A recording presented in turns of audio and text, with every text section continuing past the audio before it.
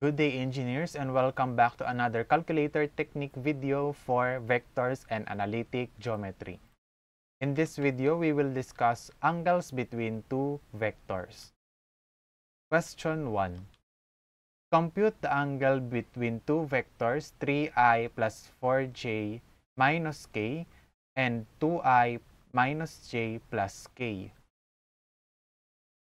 So, to compute for the angle between two vectors na 3i plus 4j minus k and 2i minus j plus k, una, store muna natin yung dalawang vector sa ating calculator. Sorry. Balik muna natin. So, sa ating calculator, store muna natin mode 8 vector, then press vector A para ma-store yung ating first vector, then press 1 kasi tatlo sila. Okay?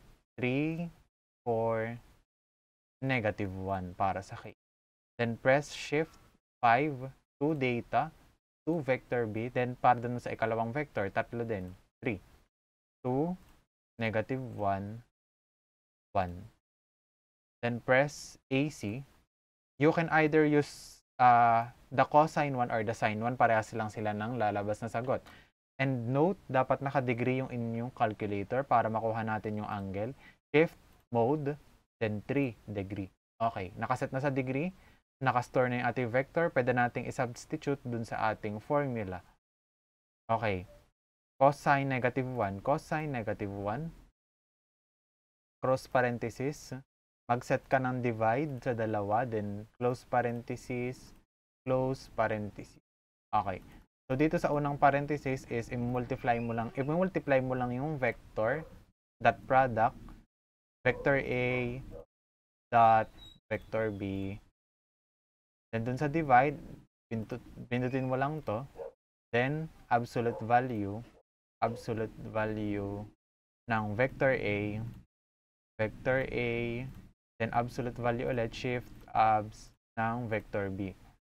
I-close mo, press equals. Ang sagot is 85.41.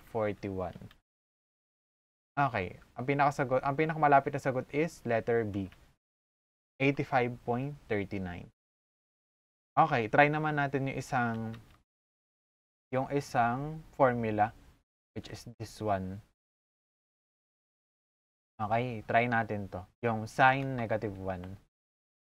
Okay, try. Nakastore pa naman yung ating vectors. So, press mo lang yung AC.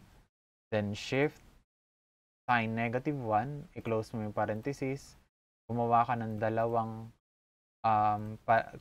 open and close parenthesis para ma-divide natin.